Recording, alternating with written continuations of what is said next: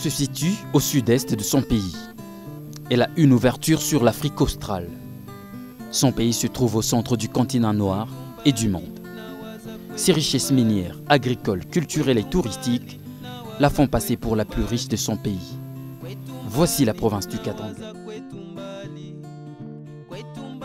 La province des mangeurs de cuivre vous accueille avec son hospitalité légendaire et sa population aux appartenances culturelles diversifiées.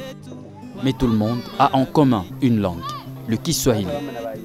Ici, le premier mot que j'ai appris, c'est Jambo, pour dire bonjour. Ensuite, Caribou, bienvenue chez nous.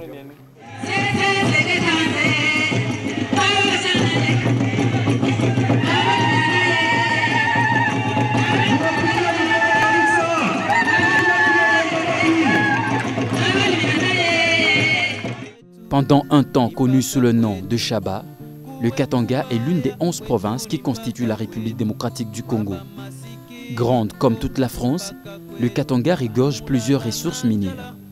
Des entreprises y exploitent le cuivre, le cobalt, le zinc, l'or, le calcaire, le coltan, la cassitérite, pour ne citer que ceux-là, sans toutefois s'attarder sur l'uranium dont les carrières ne sont pas exploitées à ce jour. Pour y arriver, c'est simple. Tous les moyens de transport sont bons, l'avion, le train ou autre, cela dépend d'où l'on vient. Et en premier, on débarque à Lubumbashi, la capitale économique du Congo-Kinshasa. Ville d'environ 5 millions d'habitants, Ouantanchi voit ses premières constructions en 1910 par le gouverneur belge Émile Ouin-Germain. Son histoire est donc vieille de plus de 100 ans. Ici, les sites historiques sont multiples, notamment la prison de Kasombo qui a vu le plus vieux prisonnier d'Afrique. Le prophète Simon Kimbangu a passé 30 ans d'incarcération dans l'une des cellules de cette prison coloniale. Et le site Lumumba demeure dans la périphérie de cette ville. Le premier chef du gouvernement congolais d'après indépendance a été assassiné au Katanga.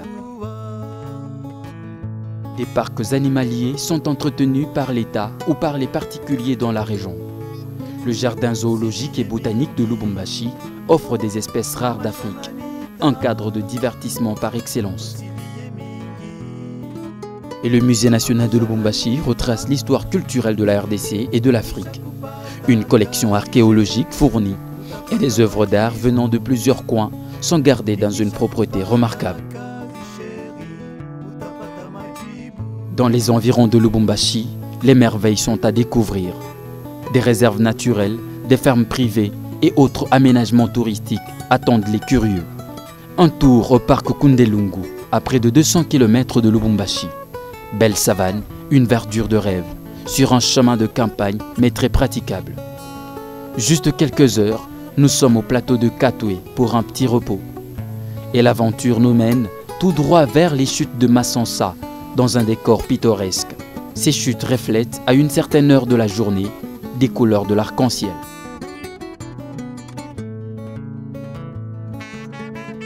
Et un peu plus loin, la Lofoy nous accueille. Haute de plus de 384 mètres, cette chute est la première d'Afrique et la deuxième du monde. Elle constitue le rêve de tout visiteur du Katanga. Quoi de plus normal que de s'offrir un temps de vie sans stress, sous un rythme saccadé de la musique traditionnelle katangaise.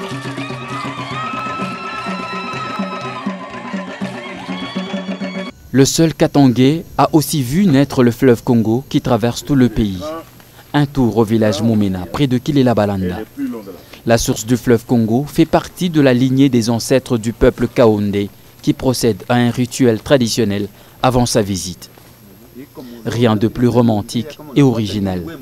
Cette visite effectuée sous le calme éloquent du bois qui entoure la flaque d'eau, source du majestueux fleuve Congo. Et en y allant, on passe par la ville montagneuse de Likasi, ville mythique dont la construction rappelle le temps de gloire de l'Union minière du Haut-Katanga, aujourd'hui Gécamine. Et de manière symbolique, un monument de mangeurs de cuivre est placé sur les hauteurs. Il s'agit en effet des forgerons du cuivre. Des grottes, il y en a au Katanga. Mais faisons un tour dans les montagnes de Lubudi pour voir les chutes de Kayo et Kawa. Souvent, les gens ont du mal à partir de là. On veut rester se baigner à la vapeur produite par cette chute d'eau sur le rocher, un peu comme à Kubo du côté de Bonkeya.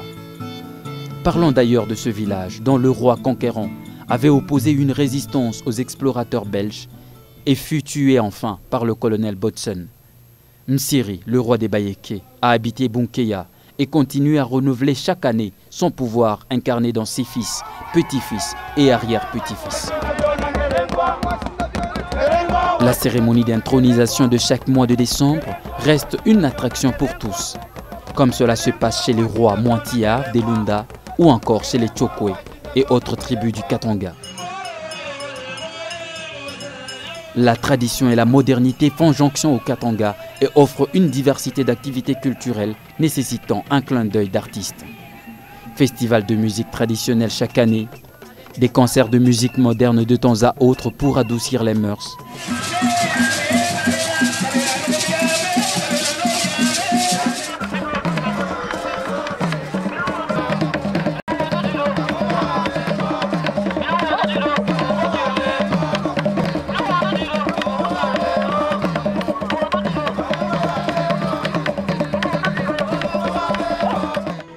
Et sur le plan du sport, le Katanga a fait parler de lui sur l'échiquier international.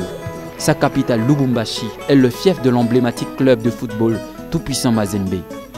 Une équipe qui a franchi toutes les étapes jusqu'à se classer vice-championne du monde en 2010 en jouant contre l'Inter de Milan à Abu Dhabi. Et toutes les autres disciplines s'y pratiquent avec grand succès. Les cours d'eau de cette province en font la fierté. Traversé par le fleuve Congo à ses débuts, qu'on appelle Lualaba, le Katanga a accès au lac Tanganyika dans le district du même nom et le lac Moero dans le district du Haut-Katanga, sans oublier plusieurs autres rivières dans le Haut-Lomami et le Lualaba.